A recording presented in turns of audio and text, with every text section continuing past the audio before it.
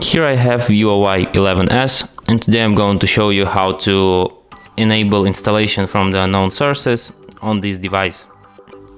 So first of all, you have to open settings, then go to the apps and notification section, scroll down to the bottom, go to the special app access, and then to install unknown apps. Here you have the whole list of apps through which you can install unknown apps. For example, Google Chrome, and you just tap here to allow from this source.